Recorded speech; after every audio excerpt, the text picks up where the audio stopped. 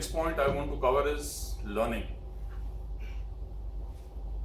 Learning in life is very important and it's an unending process.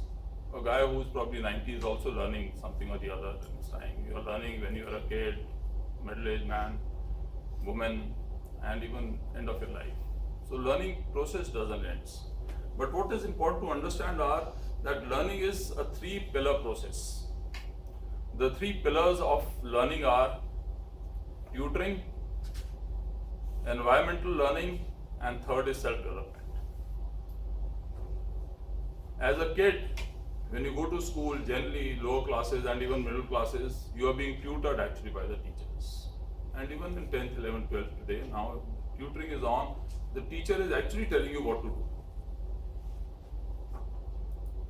Now when you go into university, you realize that the teachers are not as much involved with you as the school teachers used to be.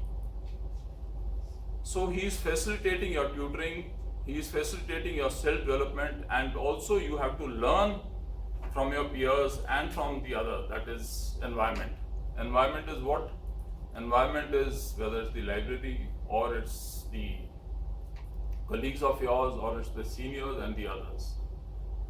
So as you grow in service, as you grow in age, you realize that these three pillars which are there, the percentage changes.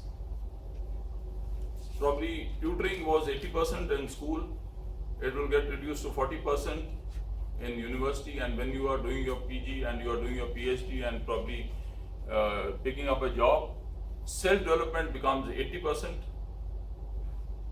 Your environmental learning becomes 20-25%, and tutoring probably is next. This is how it happens. While when we are young, we are being tutored, we continue to have that mindset, and when we grow, we think that somebody will continue to tutor us.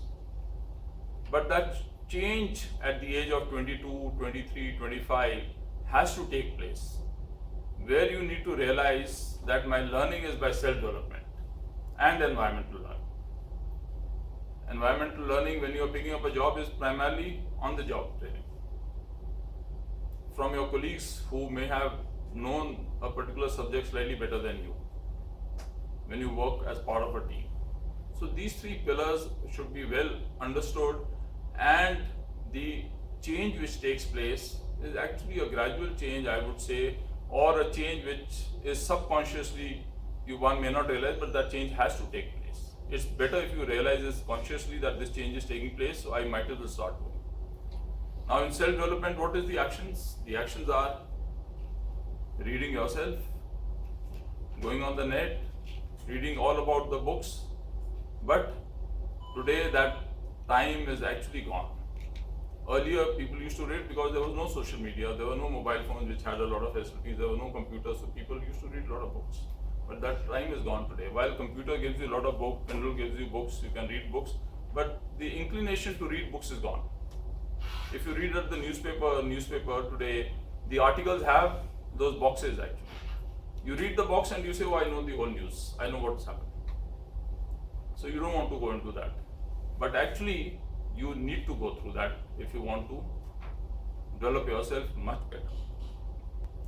And maximum learning is by working yourself. Who learns maximum?